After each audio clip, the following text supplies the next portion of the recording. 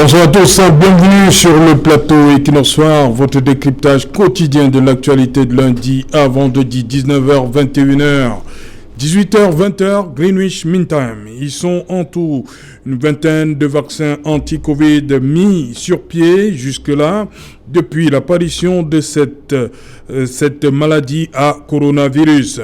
Les Chinois dans cette course vers le vaccin ont à eux seuls déjà mis sur pied une quinzaine. Le reste de la planète se contentant des autres. Le dernier à être accepté par l'Agence européenne du médicament est le Janssen de Johnson & Johnson. Contrairement aux autres, il s'administre en une seule dose. Un brin d'espoir qui intervient alors que la polémique continue d'enfler à propos du vaccin anglo-suédois AstraZeneca. Des cas de thrombose après administration de la première dose avaient conduit certains pays européens à suspendre ce vaccin. Après l'Organisation mondiale de la santé qui demandait de ne pas céder à la panique, c'était au tour de l'Agence européenne du médicament le 18 mars dernier d'établir que AstraZeneca est, je le cite, sûr et efficace et n'est pas lié à un risque élevé de caillots sanguins. Et en même temps que l'on note cette course vers les vaccins dans les pays du Nord, ceux du Sud, par contre, ne comptent que sur l'initiative COVAX, la plus grande opération d'approvisionnement et de distribution de vaccins de l'histoire. 47 pays africains concernés, dont le Cameroun, qui continue d'attendre ses premières doses. Et pendant ce temps-là, le Cameroun continue également à compter ses morts de Covid. Madame, Monsieur, tout à l'heure à 20h, c'est la grande édition d'information présentée par Cédric Noufélé. Quant à moi, je vous retrouve après pour Equinox Soir, deuxième partie. Ce sera le temps du débrief.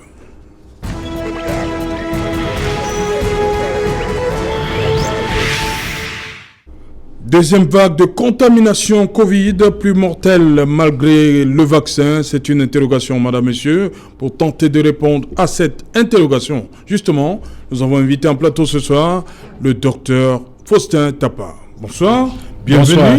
Et bon retour chez vous. Merci Serge Alain. Bonsoir à toute l'équipe et bonsoir à tous les téléspectateurs. Voilà, docteur Tapa, je rappelle, vous êtes médecin de santé publique. Tout à fait. C'est bien cela. Voilà. On va comprendre tout à l'heure si vous êtes pour ou contre le vaccin. Bonsoir, docteur Edouard. Bonsoir. Bonsoir à tous vos téléspectateurs. Voilà, bienvenue. Médecin de santé publique également. C'est exact. Mais vous avez beaucoup de boulot ces derniers temps? Oui, énormément. Ouais. Le travail ordinaire, s'occupe des patients ordinaires, mais également mais aussi, des activités liées à la gestion de la pandémie. Ok. Jonathan Betiguené, bonsoir. Bonsoir Serge Alain, bonsoir à tous ceux qui nous regardent, particulièrement à tous ceux qui ont leur carte d'identité encore en production. Et je parle particulièrement de ce cas qui est en attente, celui de la jeune Ebele Ayok, Yvonne Agathe, qui attend encore sa carte aujourd'hui depuis 2 ans. Et c'est un problème que nous croyons que le ministère, la délégation générale à la Sûreté nationale avait pris sur elle de résoudre. Okay. 2 ans. 2 ans. C'est malheureusement la situation qu'endurent beaucoup d'autres Camerounais. Okay. Voilà, on va prendre la direction tout de suite pour faire le tour, une partie du tour. Tu sais pourquoi je dis une partie. On va d'abord aller au Canada, à Montréal. Bonsoir, professeur Jean-Thio Prévost. Bienvenue. Bonsoir Serge Alain Autou, et bonsoir à tous mes copanélistes et bonsoir au peuple camerounais. Je reste avec vous, docteur Jean-Thio. Je rappelle, vous êtes gastro-entérologue, pédiatre. Vous exercez à Montréal, au Canada.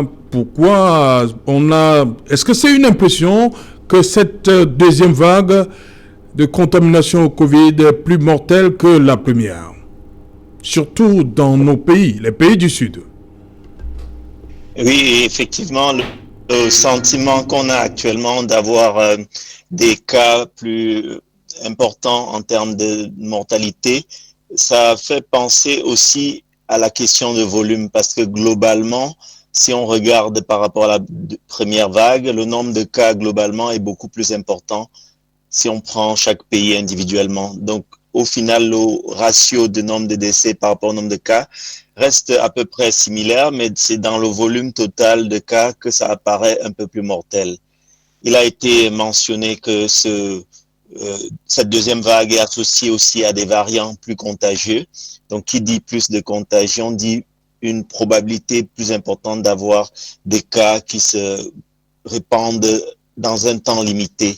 Et donc, c'est aussi ça, finalement, qui donne le sentiment de mortalité. Merci, professeur, pour ce premier jet. Docteur Tapa, vous également, est-ce que quelque chose... on a comme l'impression que les Camerounais, ça leur dit rien. Mais on voit des gens qui, tous les jours, on dit Covid, mais dans la rue... Oui, en fait... Les gens ne portent pas de masque. Qu'est-ce qui se passe? Oui, le problème est difficile à trancher de façon hâtive. Oui. En fait, quand vous parlez de deuxième vague du Covid, je ne parlerai même pas de deuxième vague. On n'a jamais arrêté la première vague. En fait, il faut qu'on se dise des choses aussi proprement. On n'a jamais arrêté la première vague. C'est quelque chose qui ne s'est pas arrêté et a recommencé pour qu'on parle de deuxième vague. Maintenant, parler de la mutation d'un virus, c'est des choses qui peuvent arriver au décours d'un développement de virus. Maintenant, en ce qui concerne la mortalité, est-elle plus mortelle que la première vague supposée? Je crois qu'il faut encore prendre du recul et prendre des réserves. Jusqu'ici, il y a un problème qu'il faut regarder avec précision. Quand on parle en matière d'épidémie, en matière de morts, c'est les chiffres. Et quand vous regardez les pourcentages de morts, grosso modo, rien ne pousse à croire qu'on a plus de morts qu'avant. Ça, il faut se le dire. Maintenant, sur le terrain, parlant du Cameroun, depuis que moi je suis là et que j'observe, je me rends compte que c'est tous ceux qui meurent de Covid, c'est pas toujours le Covid. Il y a pas toujours le Covid. C'est ça, il faut qu'on se le dise. Il y a cette polémique autour du test même déjà, qui n'a jamais été tranchée. C'est-à-dire qu'on survole les questions importantes et on s'attelle aux statistiques. Et de plus en plus, on se rend compte que le sensationnel prend le dessus sur le fond du problème. Vous vous rendez compte qu'actuellement, on ne parle de rien d'autre que du Covid. Dans un pays où le paludisme, c'est un problème. La malnutrition, c'est un problème. Les problèmes économiques, c'est un problème. Parce qu'on parle de la santé financière des populations. On a créé une sorte de panique qui ne permet même plus de donner une certaine crédibilité à ce match. Et je crois qu'il faut qu'on se dise des choses. Le jour où on aura enlevé la panique, on verra vraiment l'état réel du problème. Donc pour vous, les populations refusent actuellement de céder à la panique entre guillemets. Excusez-moi de le dire encore, de la première vague. Oui. Parce que la première fois, les Camerounais ont paniqué. Oui, là, ce qui n'est pas tout le monde a paniqué la première fois. Mais il se trouve que quand vous paniquez, ça prend un temps. La panique, ce n'est pas permanent. Oui. Après un temps de recul, vous réfléchissez. Quand vous réfléchissez, vous voyez qu'aujourd'hui, à supposer qu'on devait compter sur le vaccin, où est-ce qu'on en est aujourd'hui? Voilà. Au Cameroun particulièrement. Où est-ce qu'on en est? Le vaccin n'est même pas encore disponible. Maintenant, parlant du vaccin, c'est toute une autre controverse. Parce que jusqu'ici, ce vaccin pose un problème depuis le départ. La rapidité de mise sur pied, le temps d'évaluation pour les effets indésirables et l'efficacité même, ça pose un problème. Les malades qui se contaminent et se recontaminent, ça pose un problème de l'opportunité d'un vaccin dans une maladie endémique. Donc, ce n'est pas un secret pour personne, il y a un problème. Maintenant, face à cette situation, le Covid est là, les populations prennent du recul et se disent, qu'est-ce qui nous reste? Qu'est-ce qui nous reste? Et ce qui leur reste, en fait, c'est les moyens usuels qui peuvent leur permettre de se protéger. C'est pour ça que les méthodes naturelles, les recettes de grand-mère, tout ce que vous voulez, tout ce qui est réuni là, c'est évident que c'est tout ce qui reste en attendant le miracle. Qu'est-ce que vous avez aujourd'hui? Ce n'est que ça. Et il faut mettre un accent sur ce qu'on a en attendant que le miracle se produise. Et ce qui est intéressant, ce qui serait judicieux, c'est de plus en plus éduquer les gens, les guider dans ces méthodes et attirer leur attention sur ce qui est vraiment utile et ce qui peut être nuisible. Et c'est une question de logique. Parce que si aujourd'hui on se dit c'est le vaccin qui va nous sauver, où est le vaccin? Et même quand le vaccin sera là, vous êtes sûr que le vaccin va sauver? C'est à disposition de tout le monde. Voilà, ailleurs où les gens ont essayé le vaccin, il y a tellement déjà de controverses qu'un sujet normal prendrait du recul avant d'adhérer à une telle théorie. Par contre, quand vous regardez l'évolution de la pathologie sur le plan national, il faut qu'on se dise des choses. Ce n'est pas la grande catastrophe. Allez dans les services, vous allez voir que les autres cas de mort, on les observe toujours. Mais on n'en parle pas. Tout le monde ne meurt pas de Covid. Donc, je crois qu'il faut faire la part des choses et que les gens reviennent un peu à de bons sentiments en matière de Covid. Docteur Toa, le vaccin n'est pas encore là. Le gouvernement, le président a fait sa sortie le 10 février. Le premier ministre chef du gouvernement, le 5 mars dernier, appelait également à la responsabilité individuelle de chaque Camerounais. Il y en a qui, comme disait le docteur Tapa, beaucoup, c'est les recettes des grands-mères, Monsieur Cléda, Golbetara et les autres. C'est ça. En attendant le vaccin, c'est ça qui nous, entre guillemets, nous sauve encore. La responsabilité individuelle. D'abord, j'aimerais... Parce que les autres ont déjà commencé avec le vaccin, on peut comprendre que... Mais nous, le vaccin n'est pas encore là. Je pense que en situation de pandémie, de crise comme ça, il ne faut céder à aucun extrême. Soit être trop alarmiste, soit être trop rassuriste. Donc, j'ai bien peur que mon confrère en face soit effectivement très rassuriste. Quand vous êtes très rassuriste, effectivement, vous pouvez passer à côté de ça d'un danger qui est évident. Et le Covid est un danger. C'est quand quelqu'un est rassuriste, dites que tout va bien. Non, personne n'a dit que tout va bien. Je suis obligé de vous interrompre. Dites ce que j'ai dit. Je n'ai pas dit tout va bien. J'ai dit face au Covid actuellement, qu'est-ce que les gens ont sous la main? Ne parlez pas d'être rassuriste, c'est être réaliste. Parce que quand vous dites rassuriste, vous prêtez des termes. Je suis réaliste. Vous n'avez pas le vaccin qui est disponible, à supposer que c'est ça qui sauve les gens. Il n'est pas là. Vous avez quoi maintenant? Vous ne pouvez pas, en cas d'épidémie, quelque chose qui tue les gens, les laisser en attendant le jour où le vaccin sera possible. Il faut, en attendant, utiliser les moyens qu'on a, en attendant qu'il y ait un moyen peut-être plus sophistiqué. Mais je n'ai pas parlé d'être rassuriste. Je vais reprendre les propos du docteur Tapa. Il a dit que sur le déroulement, sur la courbe de l'épidémie, que rien n'a changé entre la première et la seconde vague. Je pense que, à moins que j'ai mal compris. J'ai dit, la première vague ne s'est jamais arrêtée, et on est dans la continuité de la première vague. Il dit qu'il n'est pas pour cette deuxième vague. Lui, je ne suis pas d'accord, parce que ça ne s'est jamais arrêté. Il faut revenir sur la réalité des chiffres. Oui. Et tout le monde, docteur Tapa, sait comment une épidémie évolue. C'est-à-dire qu'elle évolue en cloche. C'est-à-dire que la courbe de Gauss, elle commence, elle a un pic, elle descend. Elle ne va pas peut-être finir de façon résiduelle, mais on peut déjà considérer que c'est une vague. Et dans les premiers chiffres, au début de la pandémie, nous avons bien vu qu'elle a débuté au Cameroun en mars, mars. Elle a évolué, elle a connu un pic aux alentours de juillet. Ça a baissé vers le septembre. Et vers novembre, on a ressenti un frémissement. Et aujourd'hui, on peut en droit de parler de seconde vague parce que rien que sur la courbe des décès, depuis le mois de janvier, nous avons enregistré déjà près de 40% des décès de l'année 2020.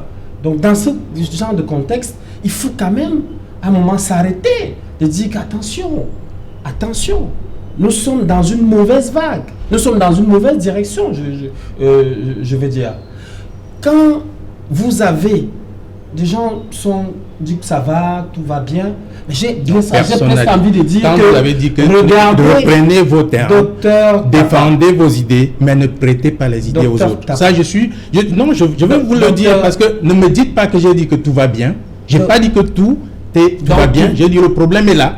Gardez mes termes. N'utilisez pas vos termes pour interpréter ce que je dis. Ça ne marche pas. Ça va peut-être mal, mais les dispositions qu'il faut prendre face à une situation qui va mal sont doivent être réalistes. Et c'est de ça qu'on parle.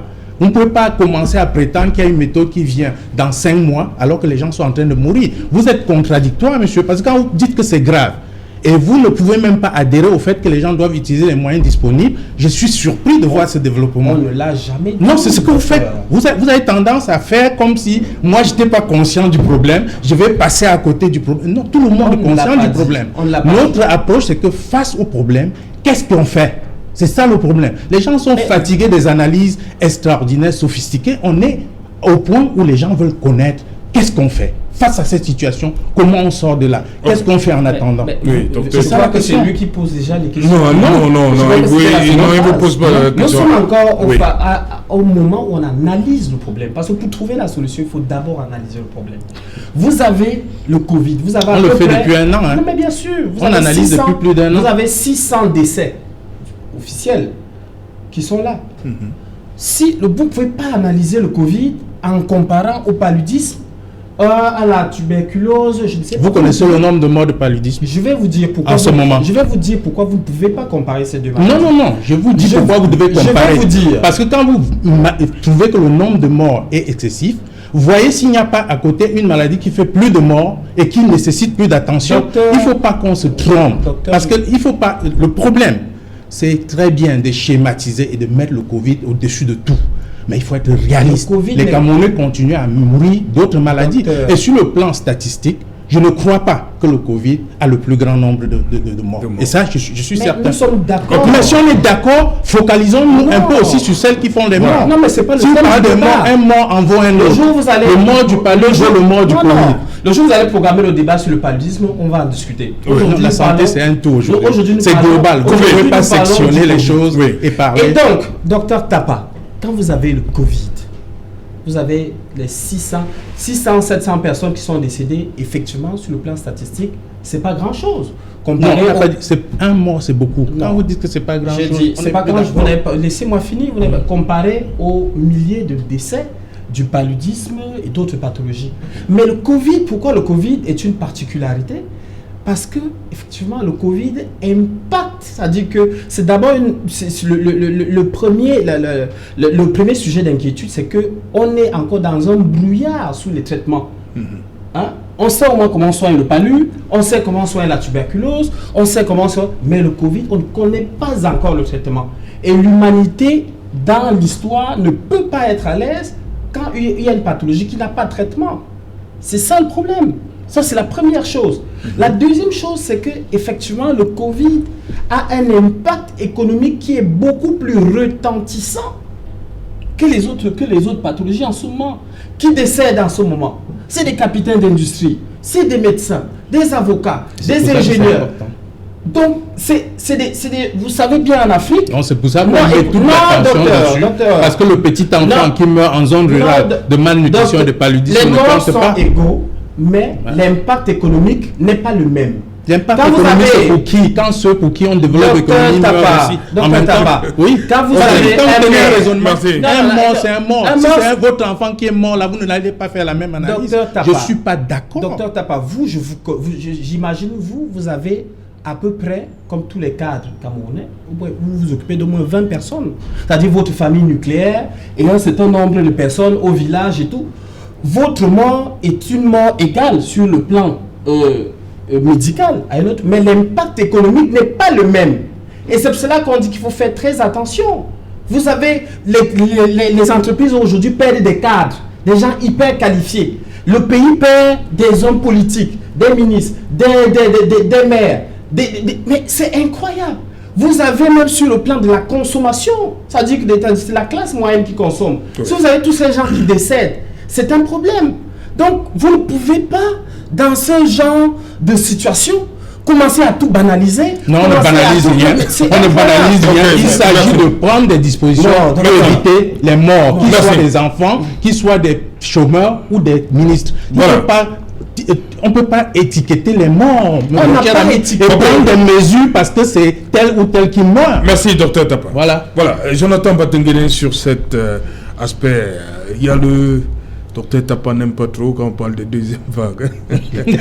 Mais comparé à ce qu'on a vécu en mars 2020.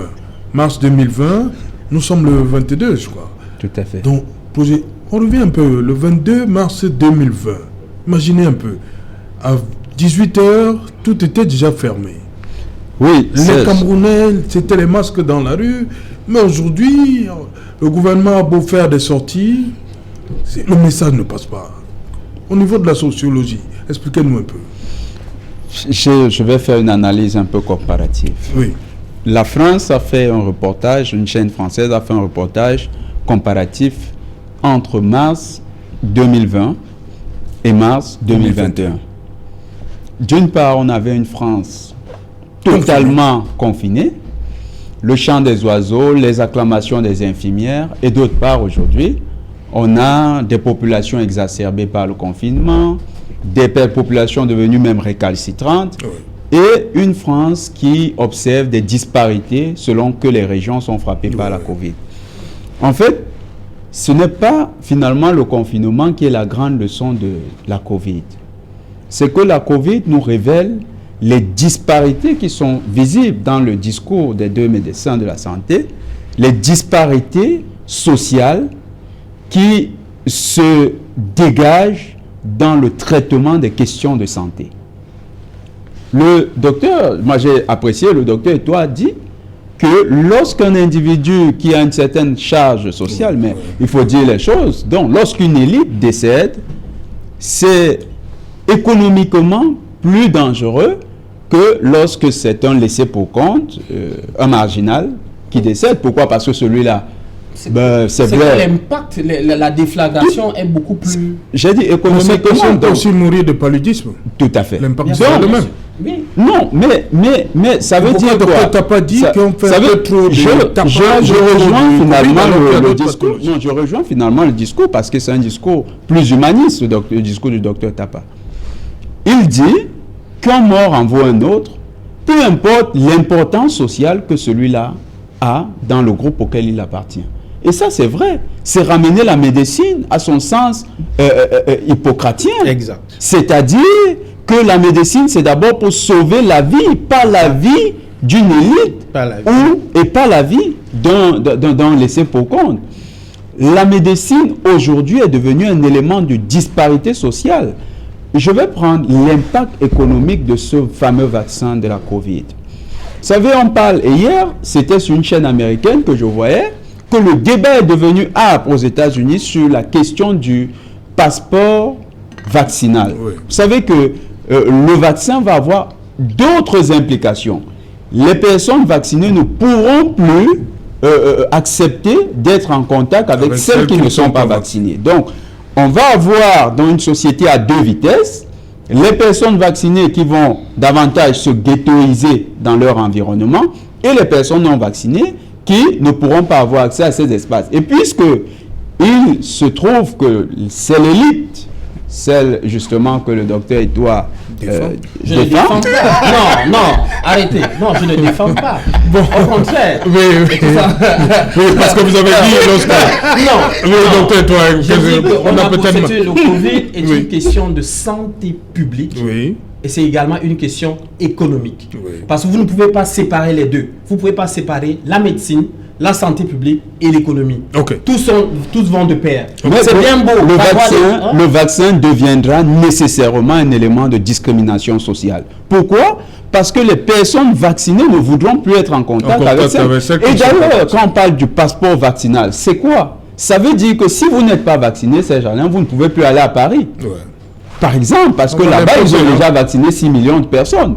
Donc, les personnes... En Israël, on va parler du cas d'Israël. Ça deviendra également un élément d'accommodement à un système mondial de santé qui lui-même est très polémique. Moi, je n'oublie pas une chose, et il faut le rappeler. La question de la Covid a révélé que les lobbies pharmaceutiques entretenaient à coups de millions plusieurs médecins dans le monde pour justifier des traitements. Pas avec des arguments scientifiques, mais simplement avec des avis qui étaient des avis déjà fabriqués par ces firmes-là. Alors, si ces firmes réussissent à avoir le contrôle, et tout à l'heure le docteur a donné quelque chose de très intéressant, c'est que le temps d'homologation, le temps de fabrication de ces vaccins amène quand même à s'interroger. Est-ce qu'ils ont passé tous les protocoles de sécurité? J'ai souvent pris cet exemple. Les militaires américains, les militaires américains en 1970 ont été tous contraints à cause du paludisme qu'ils ont commencé à attraper, à contracter, pardon, dans leur guerre en Asie, je crois Thaïlande, Vietnam, voilà, au Vietnam. Ils ont été contraints d'utiliser des médicaments comme le Bactrim et la chloroquine. Quelle en est la conséquence?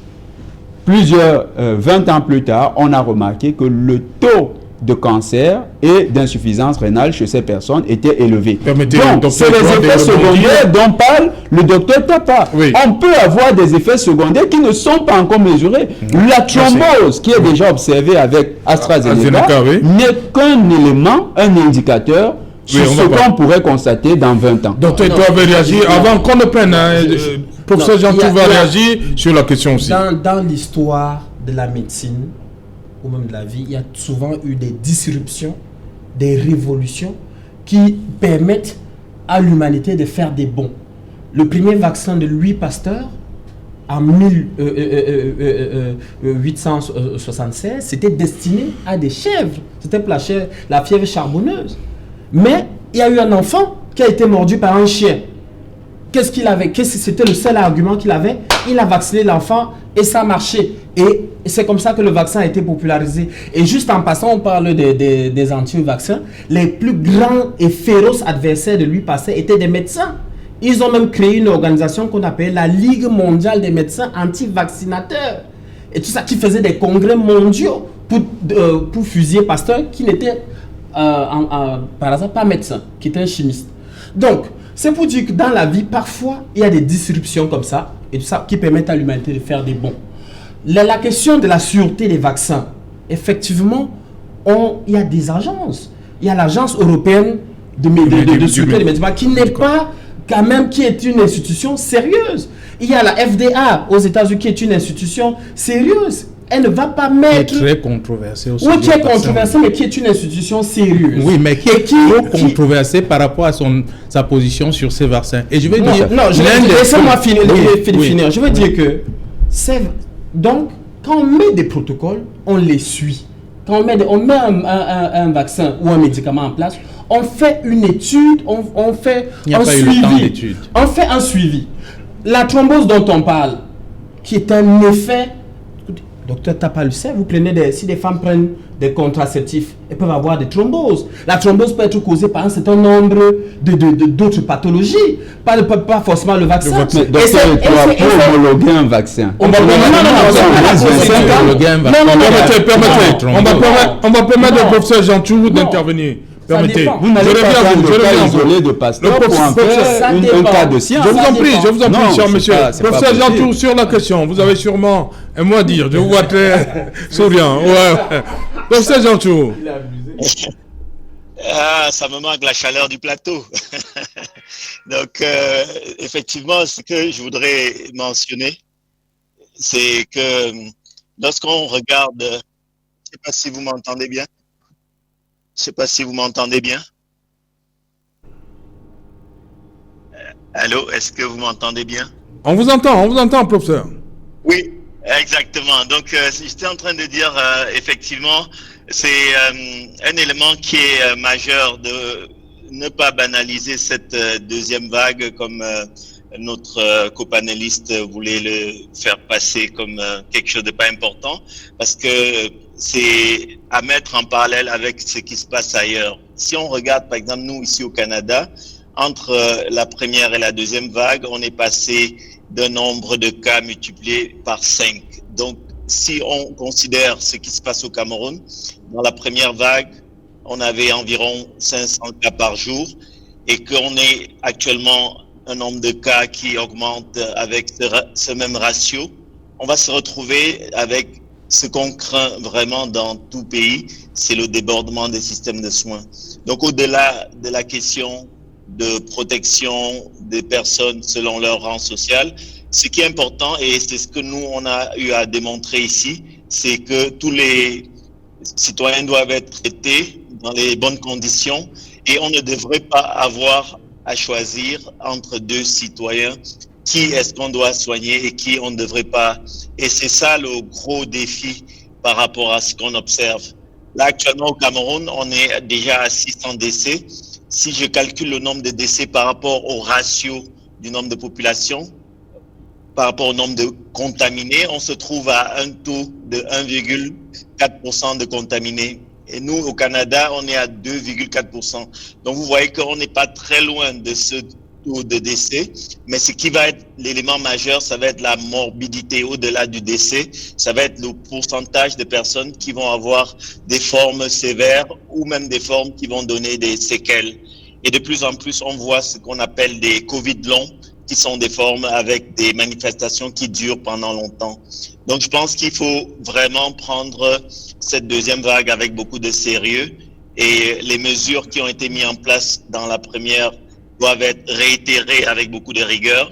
Nous avions parlé ici dernièrement, il y a quelques temps, je vous avais mentionné l'impact que la Chan aurait sur la relancée, la reflambée de cette pandémie au Cameroun. Et on le voit en ce moment avec le nombre de cas qui augmente. Donc je vais terminer et chuter en disant que malgré l'année de recherche intensive, il n'y a pas de traitement actif pour lequel on pourrait dire on va se reposer sur ça. C'est la prévention qui reste fondamentale. C'est le vaccin qui reste fondamental. Voilà, donc, professeur, je reste avec vous. Ça, c'est une question qui revient très souvent. Combien de temps dure l'immunité? Et deuxième question, par rapport au vaccin, et entre une personne qui a été, par exemple, contaminée lors de ce qu'on va appeler la première vague, peut-elle être contaminée une seconde fois dans cette deuxième vague? Oui, une personne qui a fait la maladie l'année dernière, est-ce qu'elle peut encore faire la maladie cette année? Oui, c'est une excellente question et ça a été clairement démontré par le génotypage des personnes qui ont été contaminées lors de la première vague et qui, dans cette deuxième vague, ont été de nouveau contaminées. C'est la raison pour laquelle le plan vaccinal actuellement établi vise à protéger ceux qui n'ont jamais été malades, premièrement, mais aussi à protéger ceux qui ont eu une exposition au virus, mais qui restent néanmoins susceptibles de l'attraper. Okay. Et cette deuxième approche va alors dépendre d'un certain délai qui varie selon la durée des anticorps. Actuellement, on considère qu'au bout de 3 mois, on devrait pouvoir, chez quelqu'un qui a été malade, faire une injection vaccinale. Et c'est ce qu'on fait ici pour les personnes au Canada. Ceux qui ont été malades reçoivent une seule dose de cette injection vaccinale dans un intervalle au moins 3 mois après l'infection initiale. Voilà, merci, prof. Docteur Tapa. Oui, je veux dire, quand on écoute les explications, ce que je retiens, c'est la prévention.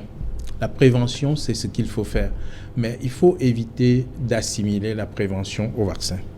Parce que, en fait, je reviens et j'insiste sur ce que je disais tout à l'heure, les gens doivent d'abord compter sur ce qu'ils ont. Et ce que vous avez maintenant, c'est votre système immunitaire. Si on mettrait plus d'accent à éduquer les gens sur comment développer leur système de défense, qu'on gagnerait beaucoup, quel que soit ce qui est en train de se passer, qu'à attendre des choses qui ne sont même pas encore là. Je veux dire, au Cameroun, on a un problème. Quand on parle de l'immunité, le style de vie pose un problème.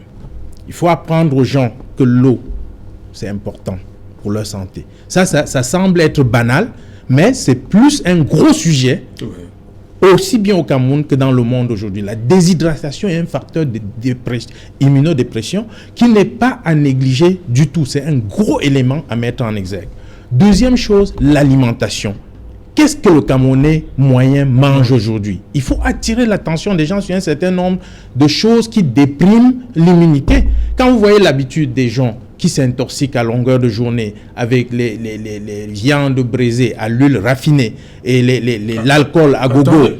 Vous dites les viandes braisées à l'huile raffinée. Quand vous voyez les huiles brillantes qui arrosent toutes ces viandes, ce n'est pas innocent pour le système immunitaire. Ça, vous êtes sûr que vous agressez la membrane cellulaire. Comme il a dit, donc vous dites que le soya c'est dangereux? Non, pas le soya est dangereux, mais la manière de le faire manger devient un danger. Le ndolé n'est pas dangereux, le ndolé est bien, mais la manière de présenter le ndolé sur la table aujourd'hui, c'est un danger. Quand les femmes font briller avec les huiles raffinées, ce qui agresse la membrane cellulaire, c'est les huiles raffinées. Il ne faut pas vous en faire. Et quand ça agresse la membrane cellulaire, la conséquence, c'est que le cholestérol qui défend la membrane s'accumule. Et quand vous parlez de plaques d'athérome après et tout ça, ce n'est qu'une conséquence de toute cette alimentation. Le cholestérol en lui-même n'est pas un problème. C'est puisque l'organisme produit 3/4 de ses besoins. Donc, le problème se part de notre alimentation. Il faut réapprendre aux gens comment manger ce qu'ils ont déjà. Ce n'est pas leur apprendre à manger des choses qu'ils n'ont pas, mais leur apprendre comment manger ce qu'ils ont sans que ça leur fasse du mal. Ça, à mon avis, c'est un facteur l'éducation prend une place de choix ici dans la prévention du Covid. Et le dernier élément, c'est le sédentarisme. Il faut que les gens bougent, comme ils continuent à le faire. Merci. Merci, on revient après le journal, parce que on a des impératifs. Dans un instant, dans le journal de Cédric Noufélé, mais avant cela, une page de pub. Retour sur le plateau Equinox Soir, deuxième partie, c'est le temps du débrief, toujours en compagnie du docteur Tapa, docteur Etoa, Jonathan Batengene, et nous prenons tout de suite la direction de Yaoundé où nous attend Mephisto Ndi. Bonsoir Mephisto, vous avez travaillé pendant longtemps avec Paul-Éric Kingué. Dites-nous, qu'est-ce que vous gardez de lui, surtout cette fameuse journée du 26 janvier 2019. Vous étiez avec Paul-Éric Kingué. Oui, bonsoir Serge, bonsoir à vos panélistes, bonsoir aux nombreux téléspectateurs. Effectivement, j'ai travaillé avec Paul-Éric pendant pratiquement 4 ans. Nous sommes mis ensemble dans son conseiller et le chargé de la communication du parti. Ce que je retiens de Paul-Éric, c'est que c'était un homme courageux. C'était un homme qui était droit sur ses bottes. C'était un homme qui était... On va revenir, on va permettre à la technique de revoir ce petit problème avec Yaoundé. Voilà, sur ce plateau, Jonathan Batengene, qu'est-ce que vous retenez de l'homme, le directeur de campagne, le maire ou bien autre chose? D'abord, mes condoléances à la famille du Romain et Proloré. C'est une situation triste pour l'ensemble de la classe politique camerounaise. C'est un coup dur pour la nation camerounaise que de perdre un si grand homme. Monsieur Paul-Éric Kingué était quelqu'un, lorsque j'ai eu à le côtoyer une des rares fois sur un plateau de télé, c'était quelqu'un qui avait une hargne particulière, il avait un charisme naturel, il avait la capacité d'analyser les situations les plus complexes avec lucidité, mais surtout il était passionné par son engagement pour les populations et surtout celle de Njombe Penja pour lesquelles il s'est battu. Pendant la campagne présidentielle 2018, il nous a offert une très belle campagne aux côtés du président du MRC, Maurice Kamto. Il a mené de main de maître cette campagne. Il a d'ailleurs réussi à créer une sensation auprès de plusieurs personnes qui ont cru au discours du président du MRC. Et il s'est illustré là comme étant un acteur politique de premier plan. En début d'année, on a tous observé, depuis la fin d'année dernière, quand il a été élu, on a observé qu'il avait pris fait et cause pour la décentralisation. Ouais. Il était le cheval de bataille même, il était celui-là qui était à l'avant-garde de ce combat. Une question se pose, qui va pouvoir succéder à Paul-Éric Kingué, le grand maire peut-être pas succéder. On a vu le maire de Douala Premier, Jean-Jacques Lengue Malapa, batailler aussi dur pour le respect. Ce sera difficile. Pour le respect du Code général pour les collectivités territoriales décentralisées. Peut-être des gens vont suivre. Il y a le maire de Fumban aussi, Patricia Tomaino Ndamdjoya, qui ont quand même fait. Il y a le maire de Fumban, il y a le maire de Douala Premier, avec Paul-Éric Kinguet. Ces 3 maires ont quand même fait bouger les lignes. Hein, on attend de pour voir, le respect de ce code. On attend de voir s'ils auront la hauteur du maire Paul-Éric Kinguet, parce que c'était un monstre dans la tanière des maires au Cameroun. C'était vraiment celui-là qui avait la stature nécessaire pour porter ce type de combat. Les autres, peut-être le maire Tomaino sera un exemple, peut-être elle va suivre l'exemple, mais avec le maire du RDPC de Douala Premier, il peut se battre. Il y a la discipline du parti qui va le rattraper, malheureusement. Comment ça? Vous avez vu ce qui s'est passé pour les écoles oui, vous maternelles. avez vu, vous savez, là-bas, il y a la discipline du parti. Il ne peut pas décoller jusqu'à un certain niveau. Or, avec le maire Paul-Éric Kinguet, ça allait dans tous les sens. On a vu comment il a stoppé les camions qui transportent la poselande, qui quittent Ndjombe. Il était tellement engagé que parfois on avait l'impression que quand Paul-Éric Kinguet porte une cause, cette cause va prospérer. D'ailleurs, au sorti de l'émission, il avait été appelé par plusieurs maires parce qu'il défendait les carrières de Ndjombe Penja. Oui. Et ceux-là, qui étaient certains même du parti au pouvoir, lui disaient « Courage, nous sommes avec toi ». Malheureusement, officiellement, il n'affichait pas cette sympathie et ce soutien pour le maire de Ndjombe Penja. Mais c'était vraiment l'homme qui portait le combat de la décentralisation dans notre pays. Ok, docteur Tapa, connu Paul-Éric Kinguet. Oui. Connu le directeur de campagne du MRC, le maire de Ndjombe Penja, ou bien ce maire-là qui a affronté, on va le dire comme ça, le préfet du Mongo par rapport aux carrières de Pouzolande de Ndjombe Penja. Je l'ai connu comme un citoyen qui défendait des causes justes. C'est dommage, on parle aujourd'hui par rapport à quelqu'un qui est décédé. Et déjà, j'adresse mes condoléances à la famille. Et je pense que c'est une très grosse perte pour la nation. On peut ne pas aimer les gens, on peut ne pas s'aimer entre nous, mais on a besoin quand même de contribuer tous à l'évolution de notre pays. Ceci dit, j'adresse une fois de plus mes condoléances et je pense qu'on aura assez de courage pour surmonter cette étape. Ok. Voilà. Pour toi? Oui. Disons que je n'ai pas personnellement connu le défunt, mais comme tout citoyen, j'ai eu connaissance d'un certain nombre de combats qu'il portait, qu'il menait. Et je pense que la société se construit et évolue parfois avec des personnes disruptives, des personnes qui, entre guillemets, sont taxées d'indisciplinées, mais qui font bouger en réalité les lignes. Donc c'est une grande perte pour notre pays. Et j'ai bien envie de dire, pour revenir peut-être au sujet que nous avons traité aujourd'hui, que nous devons continuer de faire de la prévention, de travailler énormément pour qu'on ne revienne pas régulièrement à des émissions comme ça, à rendre hommage à des personnalités qui nous ont quittés assez tôt.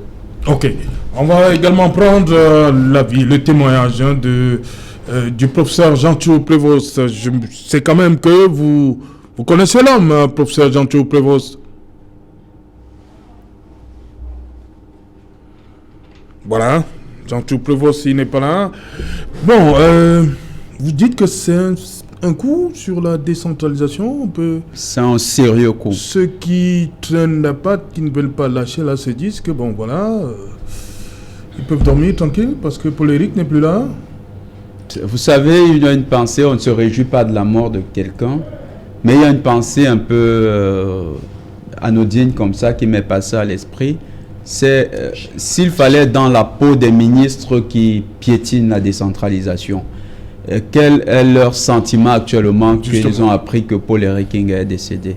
Certainement, il y a un coup de soulagement. Pourquoi? Parce que c'est l'homme qui avait pris fait et cause pour la décentralisation dans notre pays. L'implémentation. D'ailleurs, quand on a terminé l'émission ce jour, il dit, il était voir le Premier ministre et le Premier ministre lui a dit, vous avez raison, monsieur le maire, mais ce n'est pas une situation aussi simple. Il faut ramener certains collègues, certains membres du gouvernement à la raison, les amener à travailler dans le sens souhaité par le chef de l'État. Donc, il avait reçu les assurances du Premier ministre, la confiance du Premier ministre. Il était donc dans une position où il pouvait faire pencher la balance en faveur des maires. Est-ce qu'il était suivi par les autres maires, que ce soit de l'opposition ou bien même du parti au pouvoir? C'est la grande question. Ceux qui l'ont suivi, peut-être, pourront porter le flambeau de ce combat. Mais à son absence, là, c'est un coup dur. Et il y avait aussi la carrure de l'homme. On sait que Paul-Éric King est allé en prison pour la question même de la décentralisation avec l'affaire des plantations de PHP. Donc, Paul-Éric King avait déjà pris des coups, des sérieux coups. Il était sorti de cette situation plus fort. Il a gagné les procès et on se disait qu'avec cette perspective, le maire Paul-Éric King était le meilleur combattant qui pouvait nous apporter une victoire dès cette fois-là des élus locaux sur le pouvoir hautement centralisé qui veut conserver ses prérogatives. Voilà, merci. On va revenir donc à notre sujet. Il y a un pays qui fait parler de lui ces derniers temps, c'est Israël. Docteur Tapa, population vaccinée, tandis qu'il y en a qui parlent de reconfinement. En Israël, on parle de déconfinement. Les images sont là, elles sont parlantes. Les Israéliens sont contents, on les voit dans la rue. Ils se baladent certes avec des masques, mais les restrictions là-bas, on est en train de les lever. Hein. Oui, je crois parce qu'Israël n'est pas un exemple. C'est un exemple, on ne peut pas le contester. Comment on en arrive là? C'est la gestion d'une crise. Oui. Comment vous gérez la crise à votre niveau? Ce n'est pas un cas de figure généralisable. C'est par contexte. Oui. Parce que la santé est avant tout environnementale. On ne pouvait pas la gérer au Cameroun comme en Israël. Oui. Ils ont des moyens que nous n'avons pas.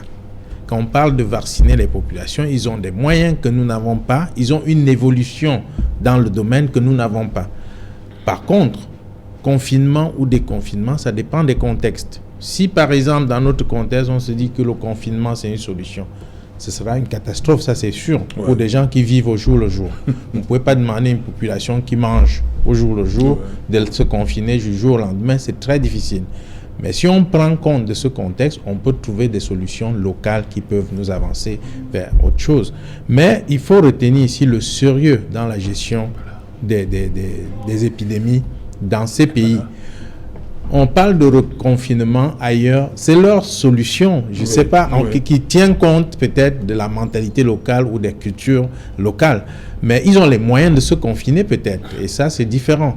Donc avant qu'on ne saute sur l'appréciation d'une méthode ou d'une autre, il faut juger les moyens que les gens mettent d'accompagnement pour arriver à ces fins. Toujours est-il que sur le plan santé maintenant, le confinement n'est pas une solution, c'est pas une solution qui peut consolider l'organisme à lutter contre une épidémie. Il faut trouver les moyens de laisser les gens s'épanouir tout en se protégeant, c'est la meilleure solution. Docteur, et toi, sur ce qui se passe en Israël? Ce qui se passe en Israël enseigne au moins 3 leçons. La première leçon, c'est d'abord dans l'anticipation. Parce que Israël a été, pendant qu'il y avait encore les débats sur les vaccins, a payé ces vaccins dans les laboratoires. C'est-à-dire que c'était même pas encore mis au point. Et ils ont payé 4 fois le prix d'un vaccin. Donc ils ont anticipé. Et quand les autres pays sont arrivés pour prendre des commandes, les laboratoires c'était déjà complet parce qu'Israël avait déjà pris un certain nombre de doses pour sa population. Le deuxième enseignement, c'est la discipline. C'est-à-dire qu'Israël est un pays discipliné et qui a la culture du risque. En Israël, tous les enfants, même les enfants sont éduqués au risque. C'est-à-dire qu'ils savent qu'une bombe peut arriver à tout moment et les maisons elles sont confectionnées et tout ça pour que à tout moment on peut quand il y a une alerte. Donc c'est pour ça d'ailleurs qu'ils ont également cette discipline sur la gestion de la crise sanitaire. Le troisième enseignement, c'est que effectivement les vaccins marchent. On est dans une polémique, faut-il aller l'exemple d'Israël qui n'a vacciné pour l'instant que 40% de sa population montre effectivement que les vaccins ça marche et on peut dupliquer cet exemple dans un certain nombre de pays. Quand le débat, parfois dans les plateaux, on dit est-ce que le vaccin est une solution locale et tout, c'est un débat qui n'a pas lieu d'être. Parce qu'on ne peut pas opposer le vaccin aux solutions locales. Quand il y a une crise, quand il y a une guerre, toutes les armes sont utiles. C'est-à-dire que effectivement, même les non conventionnels, si un type est en train de vous taper et que vous avez un caillou, vous lui jetez d'abord le caillou avant de voir. Donc vous avez les solutions locales que chacun individuellement, dans le cadre du pluralisme thérapeutique, peut prendre. Mais dans le cadre des politiques publiques, vous devez mettre en place, vous devez offrir pour l'instant la solution qui semble donner un certain nombre d'espoirs, la vaccination. Peut-être pas l'obliger, mais mettre au moins les personnes, faut mettre les gens, les citoyens à égalité. Ceux qui ne veulent pas le vaccin, mais également ceux qui le veulent, ils doivent chacun avoir donc son voilà, Jonathan, rapidement, on va aller au Canada sur, on va dire, la réussite israélienne. La réussite israélienne, mais je veux pas jeter un bémol, hein, je veux juste montrer que il y a eu la réussite chinoise bien avant, qui n'était pas vaccinale, qui était la réussite d'un système discipliné, préventif, où des mesures telles que celles qu'on applique aujourd'hui dans certains pays comme le nôtre ont marché. Donc, il y a des modèles de plus en plus qui sont efficaces, qui sont en train d'être mis en exergue.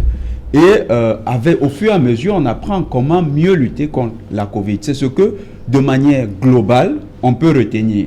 On ne va pas dire que forcément parce que Israël a vacciné, c'est la raison pour laquelle il faut savoir qu'il y a une grande discipline dans le dispositif d'Israël. Et cette discipline peut aussi avoir été pour quelque chose, parce que la Chine n'a été que disciplinée, ça a résolu le problème. Donc on ne devrait pas éviter. Ce que je voulais lever, et depuis je le répète, c'est les disparités sociales qui sont en train d'être créées avec la question du vaccin. Ouais. Et l'intrusion de la question vaccinale sur les libertés fondamentales des individus. Parce que créer un passeport vaccinal, ça peut avoir un impact d'effet dissuasif ou bien d'effet contraignant sur le vaccin. C'est-à-dire dire à un individu, si tu n'es pas vacciné, tu ne peux plus entrer en contact avec une partie de l'humanité. En ce moment, ça devient une intrusion sur les libertés et c'est contraire déjà à la Charte des Nations Unies pour les libertés fondamentales. Okay. Merci. Professeur Djatchou, depuis Montréal, comment comprendre, toujours par rapport à Israël, comment comprendre que lorsque nous on parle de deuxième vague un peu partout dans le monde, Israël déconfine alors que les autres reconfinent? Oui, la raison en est simple, c'est ils ont mis en place une politique vaccinale très agressive, très rigoureuse et très efficace. Parce que pour arriver justement à retrouver une vie normale, il faut deux choses. Soit que le virus soit complètement absent du territoire, et c'est ce que certains pays comme la Nouvelle-Zélande ont, ou l'Australie, soit faire comme Israël, vacciner le maximum de population pour que à ce moment-là, il y ait moins de probabilité de circuler le virus entre des personnes non immunisées. Et cette approche agressive, c'est un rêve que beaucoup de pays veulent atteindre. Nous, au Canada, par exemple, on est encore un peu loin, mais on avance à grands pas. On a reçu plus d'1,5 milliard de doses, plus d'1,5 million de doses de vaccins AstraZeneca qui vont être administrées. On vaccine beaucoup avec Pfizer et Moderna, qui sont les deux qui ont permis actuellement de vacciner plus de 6,8% de la population. Et dans les groupes à risque, comme les personnes adultes âgées vivant en collectivité, près de 90%. Donc ce processus, c'est un processus qui est long, qui est rigoureux, mais ça prend la collaboration des personnes concernées. Par exemple, pour les soignants, par rapport à il y a 2 semaines, on était sur ce même plateau, je vais vous donner des chiffres de 50%. Là, cette semaine, on approche les 70% des travailleurs de la santé qui ont reçu au moins une dose. Donc, il y a de la volonté à mettre derrière ça, de la rigueur et aussi, quelque chose d'important, la traçabilité pour permettre de faire le suivi. Voilà, merci professeur Jansou d'avoir une fois de plus été avec nous. On va terminer avec, je vois là, Mephistondi. Mephistondi, vous étiez en train de nous rappeler vos souvenirs avec Paul-Éric Ngué. Il y a surtout cette journée du 26 janvier 2019 à Yaoundé. Oui, Serge Alain, il faut savoir que c'est un homme dévasté qui vous parle ce soir. J'ai perdu un grand frère, un ami, un parent en politique, un mentor. C'est Paul-Éric qui m'a appris totalement tout ce que je peux faire en politique aujourd'hui. En parlant précisément de cette journée du 26 janvier 2019, effectivement, lui et moi, nous étions déjeuner à un restaurant sur la nouvelle route Bastos, Tchopéam en l'occurrence, sans publicité bien sûr. Et ce jour-là, en regardant les images de Douala, quand on annonçait sur Facebook qu'on a tiré sur Célestin Djamène, que nous nous sommes dit qu'il fallait qu'on quitte un lieu public et que si effectivement il fallait qu'on nous arrête, même s'il avait déjà annoncé au préalable qu'il ne participait pas à la marche parce qu'il n'y avait pas été convié. Vous-même, vous savez que le climat devenait de plus en plus morose entre lui et son allié. Donc, ce jour-là, nous sommes partis et c'était au niveau de Dorf Bastos qu'on nous avait interpellés. J'étais effectivement au volant de son véhicule. Lui, il était assis à bord parce que j'avais laissé mon véhicule garé à Tchopéamon. Donc, pour vous dire que Paul-Éric Ngué et moi, nous avons été très proches. On a échangé. Nous avons eu notre dernière conversation au téléphone, notre dernier échange téléphonique, c'était vendredi. Je croyais que, compte tenu de ce qu'il m'avait laissé comme espoir que ça pouvait aller, je croyais qu'il allait se relever. Malheureusement, ça n'a pas été. Mais ce que je garde de lui, c'est que c'était un homme courageux. C'était un homme qui avait horreur de l'injustice. Je voudrais que les Camerounais le sachent. Paul-Éric Ngué avait horreur de l'injustice et il me disait toujours, je défendais la vérité jusqu'à ce que mort s'en suive. Et je vais également dire aux Camerounais que Paul-Éric Ngué a cru à la décentralisation. Il a cru fermement à la décentralisation et il savait que c'était le couloir par lequel il fallait passer pour développer les localités. Et vous-même, vous pouvez le constater. Si vous allez aujourd'hui à Djobé-Pendja, vous allez constater que Djobé-Pendja est en chantier.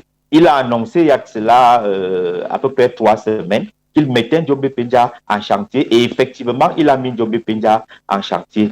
Donc, c'est un acteur politique majeur qui nous quitte et vous pouvez imaginer que ce départ prématuré est à l'image pratiquement d'un tsunami, d'un séisme politique à une échelle jamais constatée. Parce que Paul-Éric Ngué, croyez-moi, il avait du cœur, il avait la détermination, il avait l'amour pour ce pays. Il a eu des propositions de partir de ce pays après tout ce que vous connaissez comme problème qu'il a eu. Mais il a décidé de rester au Cameroun. Il avait dit, j'aime mon pays, je resterai dans mon pays, je travaillerai pour mon pays. Et je crois qu'il y a quelque chose à faire pour que les Camerounais sachent qu'il était possible, malgré le climat politique encerclé par tout ce que vous savez, il était possible de prouver quelque chose. Et vraiment, c'est un fils dévasté qui vous parle ce soir. Cette nouvelle-là, je l'ai accueillie vraiment avec toute la douleur et la consternation que vous pouvez imaginer. Je souhaite mes sincères condoléances à sa famille nucléaire. Nous qui sommes ses camarades politiques, je crois que nous avons matière à poursuivre le combat qu'il a commencé à mener, parce que des combats, il en avait et suffisamment. Donc, c'est tout ce que je pouvais vous dire parlant de Paul-Éric et ce grand homme politique qui laisse un grand vide. Merci, Mephisto Ndi. Dans la famille politique. Donc, vraiment navré pour tout. Je demande pardon à tous ceux qu'il a pu blesser dans ces combats. Vous savez, en politique, il n'y a pas que des bons points, il y a aussi des mauvais points. Donc, je demande pardon à tout ce que Paul-Éric Ndi a pu heurter, qu'il considère que c'était des combats politiques adossés sur des convictions. Donc, que Paul-Éric Ndi repose en paix. Merci Mephisto Ndi, merci également au professeur Jantou. Merci à vous, Jonathan Batengene. Merci, docteur Etoa. Merci. Vous avez toujours répondu présent aux invitations. Merci beaucoup pour cela. Merci, docteur. C'est que quand vous êtes au Cameroun, vous répondez toujours présent. Hein, merci. Aux invitations Equinoxoir. Merci. Madame, monsieur, nous sommes arrivés au terme de cette édition Equinoxoir. Merci à vous également, hein, chers téléspectateurs, d'être restés une fois de plus devant votre petit écran pour le rendez-vous Equinoxoir, émission d'utilité publique. Bonsoir, Djombe Pendja.